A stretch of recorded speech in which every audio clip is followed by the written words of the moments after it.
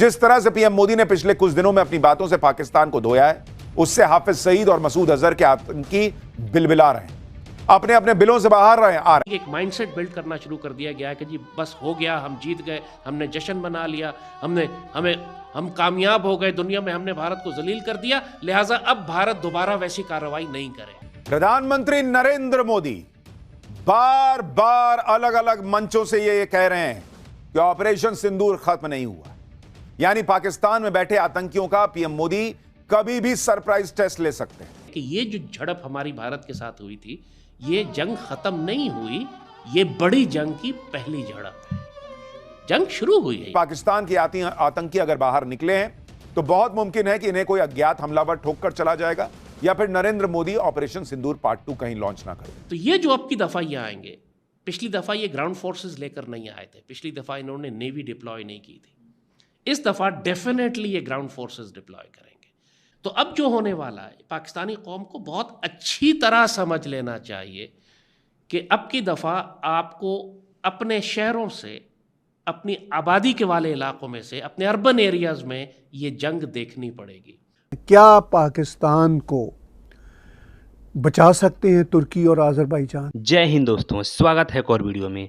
दोस्तों, जब पहलगाम आतंकी हमला हुआ था, उस आतंकी हमले की जिम्मेवारी जो है सैफुल्ला के जो संगठन है उसने लिया था, ठीक है।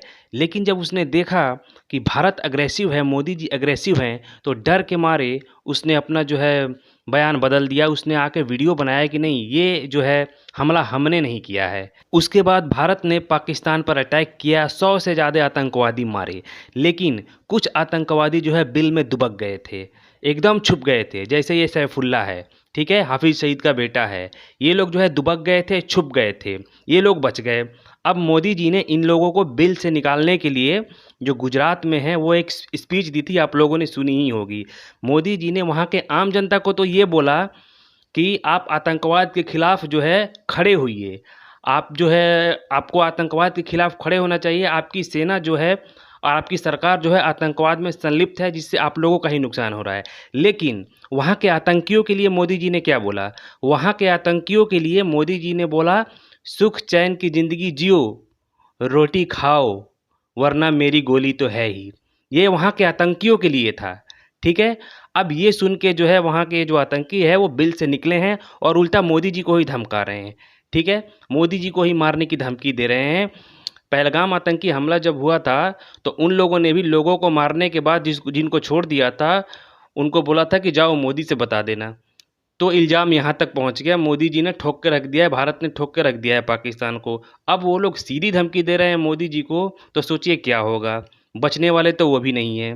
तो चलिए वीडियो में बढ़ते हैं आगे और देखते हैं वीडियो को। तो ये जो अब की दफ़ा ये आएंगे, पिछली दफ़ा ये ग्राउंड फोर्सेस लेकर नहीं आए थे, पिछली दफ़ा इन्होंने नेवी डिप्लॉय नहीं की थी, इस दफ़ा डेफिनेटली ये ग्राउंड फोर्सेस डिप्लॉय करेंगे। तो अब जो होने वाला है, पाकिस्तानी कौम को बहुत अच्छी तरह समझ लेना चाहिए कि अब की दफ़ा आपको अपने शहरों से, अपनी आबादी के वाले इलाकों में से, अपने अर्बन एरियाज़ में ये जंग देखनी पड़ेगी। बॉम्बिंग हमारे शहरों में करेंगे, मिसाइल्स हमारे शहरों में भेजेंगे ताकि कन्फ्यूजन और पैनिक ज़्यादा फैले। अब की दफ़ा वो मैसिव ड्रोन स्वार्म्स लेकर आ रहे हैं ताकि शहरों में हर जगह ड्रोन ही ड्रोन उड़ रहे हों, चाहे वो किसी शहर में किसी गली में गिर जाए, वो इतनी कैजुअल्टीज़ होंगी कि हमारी जो सिविल डिफेंस या हमारी मेडिकल सर्विसेज हैं वो ओवरवेलम हो जाएंगी। दुश्मन ये करना चाह रहा है, इसीलिए मुझे कैसे पता? उसकी परचेजिंग देख के कि वो इक्विपमेंट कौन सा खरीद रहा है। इस वक्त सप्लाई, इस वक्त वो सारी चीज़ जो जहाज़ भर भर के अमेरिका और इसराइल से इसके पास इक्विपमेंट पहुंच रहा है, वो कौन सा आ रहा है, वो आपको ये बताता है कि नेक्स्ट फेज़ में जो वॉरफेयर ये इस्तेमाल करेगा उसके लिए कौन से वेपन्स प्लेटफॉर्म यूज़ कर। यही वजह है कि जो बॉर्डर एरियाज़ के पास लोग हैं, जो पाकिस्तानी आबादी है, उससे हम कहते हैं कम अज़ कम अभी जब तक हालात ठीक नहीं है, जो कि अब होंगे भी नहीं, अपने पास कम से कम 2-3 महीने का खुराक तुम जमा करके रखो। जो ज़रूरी दवाइयाँ तुम्हारे घर में बुज़ुर्ग और बच्चे इस्तेमाल करते हैं उनका थोड़ा सा स्टॉक रखो। जो बच्चों की ज़रूरी चीज़ें हैं, दूध है या बच्चों के पैम्पर्स हैं या बुज़ुर्गों की दवाएँ हैं, वो सब चीज़ें अपने साथ संभाल के रखो। इमरजेंसी बैग बना कर रखो, ख़ासतौर पर बॉर्डर एरियाज़ के लोग। अभी तो हम फायर कर रहे थे, उन्होंने ग्राउंड फोर्सेस डिप्लॉय नहीं की थी, उनकी फ़ौजें हमारे इलाकों में दाखिल नहीं हुई थी, तो सारे लोग गांव और तोपों और मिसाइलों के गिर्द खड़े होकर तमाशे देख रहे थे। अब मुझे बताओ, अगर दुश्मन की फौजें ब्रेक इन करती हैं, सियालकोट की तरफ दाखिल होती हैं, या चविंडा की तरफ दाखिल होती हैं, या लाहौर की तरफ दाखिल होती हैं, तो फिर क्या लोग इसी तरह खड़े होकर तमाशा देखेंगे? क्या आपके घरों के, आपने देखा है कि सारा बिल्टअप एरिया था, यानी बॉर्डर के साथ तक हमारे घर और गांव और देहात बन चुके हैं कि एक्चुअली तोपें और मिसाइल हमारे घरों के साथ लगे हुए थे, कोई खुला मैदान तो कहीं भी नहीं था। तो दुश्मन जब आएगा तो इन्हीं घरों पर आएगा वापस। हमारे सामने जो इस वक्त डेटा आ रहा है उसमें वाज़ेह तौर पर नजर आता है कि इंडिया एक नई जंग की तैयारी कर रहा है। ऑपरेशन सिंदूर से ये आतंकी इतना ज्यादा काम गए कि गायब हो गए थे। पाकिस्तान की सेना ने इन्हें बिल में छुपा दिया था कि अंदर रहो, कभी भी कोई मार के चला जाएगा। ये बिल में दुबक गए थे।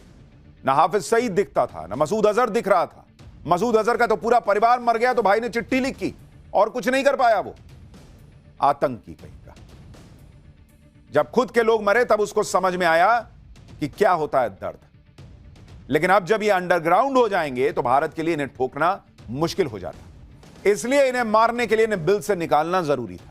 इन्हें बिल से निकालने के लिए पीएम मोदी ने जो प्लान बनाया था उसमें अब ये आतंकी ट्रैप होते दिख रहे हैं। ऑपरेशन सिंदूर की स्ट्राइक में लश्कर और जैश के जो आतंकी बच गए वो फिर से एक्टिव हो रहे हैं। और इसलिए आप देखिए कि न्यूक्लियर टेस्ट की सालगिरह पर पाकिस्तान ने एक बार फिर आतंकवादियों को खुला मंच दे दिया। पाकिस्तान के गुजरावाला में लश्कर तैयबा ने जलसा किया, जहां पाकिस्तानी फौज की सुरक्षा में आतंकवादी खुलेआम भारत के खिलाफ जहर उगल रहे थे। और ये देखिए, ये जो आपको ऐसे मुट्ठी किया हुआ दिख रहा है आदमी, दाढ़ी वाला, बड़ी दाढ़ी वाला, ये सैफुल्लाह है, जिसने पहलगाम में आतंकी हमले का मास्टरमाइंड है ये। और उसके बगल में जो बैठा हुआ है उसको भी बहुत गौर से देखिए।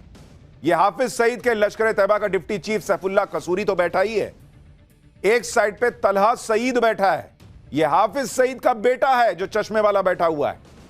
यानी हाफिज सईद का बेटा भी निकल कर आ गया, सैफुल्लाह भी निकल कर आ गया। और दूसरी साइड पर जो शख्स बैठा है वो पाकिस्तान के पंजाब असेंबली का स्पीकर मोहम्मद अहमद खान है। आप देखिए, जो नरेंद्र मोदी कह रहे हैं ना कि अब वहां के आतंकी, वहां की सेना, वहां की सरकार, इनको हम अलग करके नहीं देखेंगे, ये उसका सबूत है। हाफिज सईद का लड़का बैठा हुआ है वहां पे, सैफुल्लाह बैठा है, और स्पीकर पंजाब असेंबली का वहां साथ में बैठा हुआ है। यूनाइटेड नेशन में भारत कुछ बड़ा पाकिस्तान के खिलाफ प्लान कर रहा है। वहीं पनामा की तरफ से किस तरह से भारत का खुलकर समर्थन किया गया है, और बाकायदा उन्होंने ये भी कहा है कि टेररिस्ट को सपोर्ट करने वाले देशों पर भी एक्शन होना चाहिए। देखिए छोटी सी clip. First of all, we are delighted to host such a magnificent delegation from India. I am very pleased to meet my friend, my brother, Mr. Dor. Panama and India are engaged in a very, very successful pattern for business, for education, and for eternal friendship. In regard to terrorism, we stand next to India. We cannot tolerate any kind of terrorism. We cannot tolerate countries sponsoring terrorism. We are a democratic country. India is the largest democracy in the world, which are values, principles, and we will fight against any kind of terrorism together. इसी तरह की तस्वीरें और support हमें Guyana से भी देखने को मिला था। हालांकि दोस्तों, ऐसा नहीं है कि भारत का डेलीगेशन सिर्फ नॉन परमानेंट देशों या फिर परमानेंट देशों के पास ही गया। भारत का ये डेलीगेशन कुल 33 देशों का दौरा कर रहा है, जिसमें यूरोपियन यूनियन भी शामिल है। दूसरी तरफ दोस्तों, इन नॉन परमानेंट देश के द्वारा न सिर्फ आतंकवाद के मुद्दे पर भारत का साथ दिया जा रहा है, बल्कि भारत की यूनाइटेड नेशन के अंदर परमानेंट सदस्यता का भी समर्थन किया जा रहा है। और इसी के तहत पनामा ने भी ऐसा ही किया। पनामा ने कहा है कि भारत को यूनाइटेड नेशन का परमानेंट सदस्य देश होना ही चाहिए। अब आने वाले समय में ये देखना इंटरेस्टिंग रहेगा कि आखिर कब तक चीन पाकिस्तान को बचाता है।